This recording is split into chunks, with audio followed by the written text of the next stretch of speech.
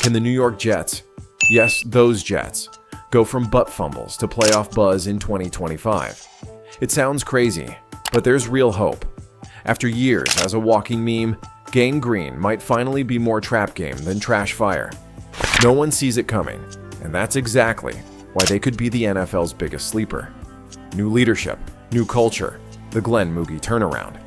The biggest shift in Jetsland isn't flashy, it's foundational.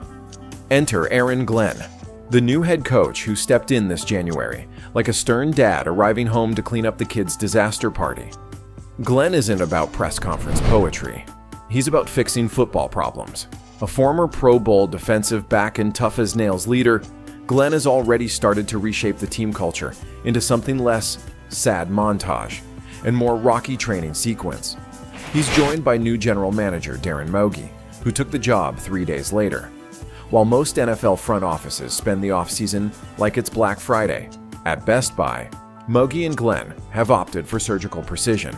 No splashy signings, no overhyped trades, just solid, methodical team building. The vibe in Florham Park is clear. This isn't just a coaching change. It's a full-on organizational detox. Together, Glenn and Mogi are laying down the blueprint for sustainable success. And sometimes, that's exactly the kind of boring brilliance that births a breakout season.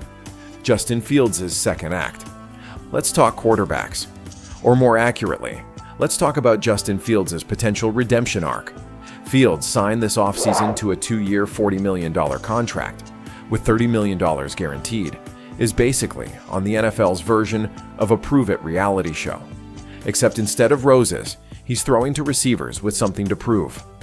After a toe injury and spring workouts made everyone briefly panic, Fields returned to full 11-on-11 action in late July, flashing mobility, improved decision-making, and, dare we say it, poise.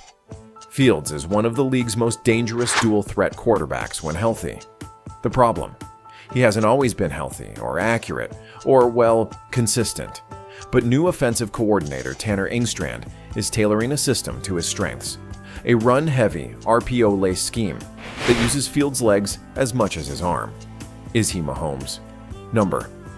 But could he be this year's Geno Smith? A guy who was left for dead and suddenly became a playoff-level quarterback? Absolutely. Revamped offense. In 2024, the Jets had a rushing attack softer than a marshmallow pillow. But 2025, that pillow just grew teeth. Led by a healthier Breece Hall who, when right, is as slippery as an eel dipped in motor oil. The Jets have stacked their backfield with power and potential. Rookie Bralon Allen has looked like a bulldozer in training camp, while Isaiah Davis brings enough vision to justify early touches. Combined with a newly rebuilt offensive line, this running game is no longer an afterthought. It's the engine, the offensive line, once a rotating door of emergency starters and practice squad promotions, now features foundational pieces. Elijah Vera Tucker, now fully healthy, is acting like the team's bodyguard. Add in top prospects like Olu Fashanu and Armand Membu, who've turned heads with their athleticism and aggression. And suddenly, the Jets aren't just running the ball. They're daring you to try and stop them. It's old school football, smash mouth. And weirdly enough, it might just work in a league obsessed with finesse. Stars and hidden strength. Defense wins championships, or at least stops the Jets from total embarrassment. Sauce Gardner is still the crown jewel, fresh off a big payday and still treating elite receivers like unwanted spam. Quinnen Williams remains the D-line's wrecking ball, capable of wrecking plays, plans, and possibly dinner reservations. But the real fun? This unit's got sneaky depth. Will McDonald IV quietly racked up 11 sacks last year, and now looks ready to go full beast mode. Malachi Moore is flying around camp like he's trying to intercept air. And somehow, veteran receiver turned locker room glue Josh Reynolds is adding value on and off the field, mostly by not being a distraction. Put it all together, and this defense might not just keep the Jets in games. They might be the reason Justin Fields gets the chance to steal them late. Receiving corps, beyond Garrett Wilson. Garrett Wilson is a beast. We know that. You know that. Defenses double him, and he still puts up 1,100 yards like he's playing on rookie difficulty. The Jets locked him up through 2030 with a $130 million deal, ensuring their most electric offensive piece is around for the long haul. But here's the real twist. The rest of the receiving core might actually matter this year. Tyler Johnson, once a fringe NFL receiver, is now turning heads as a potential WR2. He boasts one of the league's highest catchable target rates and top 10 yards after catch numbers from 2024. If Fields can find him in space, Johnson could turn into a surprise breakout star. Veterans Allen Lazard and Jawan Jennings round out the depth chart. Are they elite?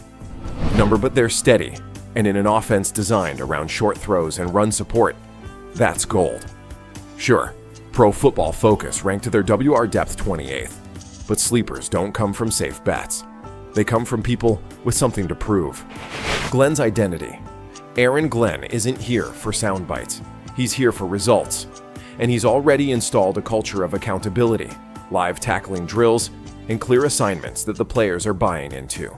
Think less rah-rah and more, let's actually learn how to tackle, shall we? His offensive coordinator, Tanner Engstrand, is crafting a system that leans into Fields' legs and simplifies reads.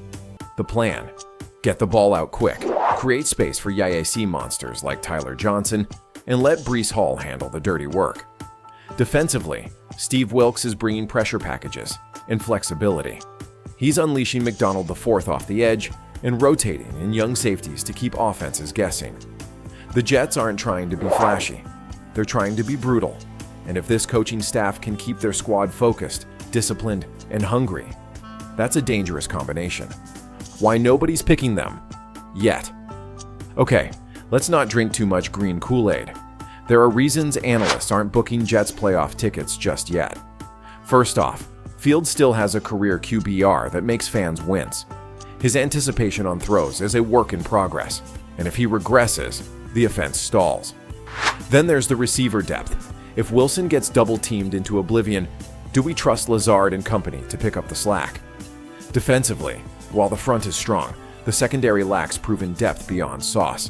One injury to Gardner or a key safety could turn tight wins into shootout losses. Also, let's not forget the schedule.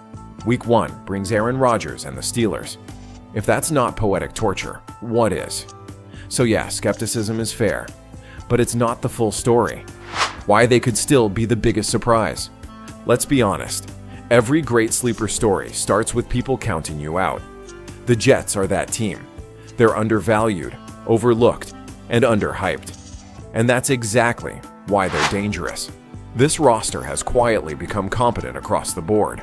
If Fields even becomes league average, the Jets have enough defensive strength and offensive balance to win games the ugly way. They've got breakout potential in guys like McDonald IV, Tyler Johnson, and Bralon Allen. And they've got a coaching staff obsessed with discipline and identity. No one expects much. And that's their secret weapon. Realistic projections and what to watch. Now let's not crown them AFC champs just yet. Most models peg the Jets at 6 to 8 wins this season. But here's the magic number. If they can get to 9 wins and stay healthy, the back half of the schedule could be their ticket to a wildcard slot. Key things to watch. How fast does Fields click? Can the run game dominate weaker defenses? And which role players emerge? Johnson, McDonald, Moore. If even 2 of them take a leap, the Jets could be that weird team nobody wants to play in December. Call it ugly winning. We call it sleeper football. And there you have it, folks. Drop a comment below. Will the Jets finally break the curse and shock the league? Or is this just another chapter in the book of heartbreak? Let's argue, politely, in the comments. And if you enjoyed this video, go ahead and smash that like and subscribe. Thanks for watching, and as always, stay hopeful, stay loud.